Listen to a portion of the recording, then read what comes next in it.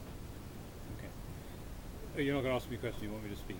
Yes, about I need okay. the word for Arab Collector magazine. Okay. We're just about to start our auction, which is a very big sale, about over 3,000 lots altogether.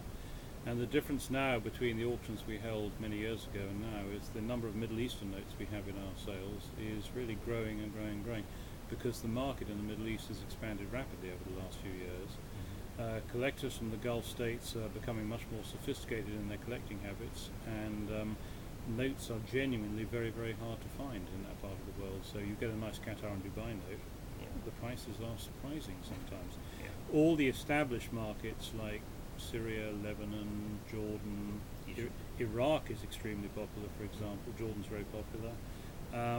All these countries, Egypt, very good indeed, are showing tremendous interest, and instead of being bought by people, say, in America or in Europe, which used to be the case, most of these notes are now going back to the places they were actually issued in, which is great. They're being repatriated to the right place.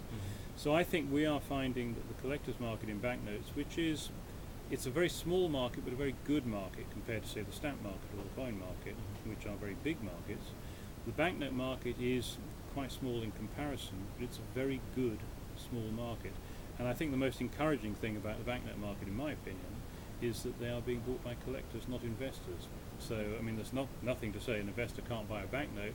And have banknotes been a good investment? Yes, they have. We don't sell them as investments. We sell them, if you like them, buy them.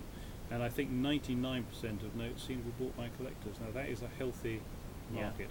So I am very encouraged by what's happening over there, and on my frequent visits to the Gulf to meet clients, the enthusiasm is fantastic over there. Our problem is we can't actually find enough banknotes, which means that if we do find something good, the price is generally good because the competition is there. So I'm quietly encouraged. As a pessimist by nature, I'm actually very encouraged by the market in the Middle East, and I think it's probably one of the growth areas in this market. The Far East, China, Hong Kong, which was extremely strong and still is, went up very, very steeply because of the China expansion and everything. It's now actually stabilized a bit.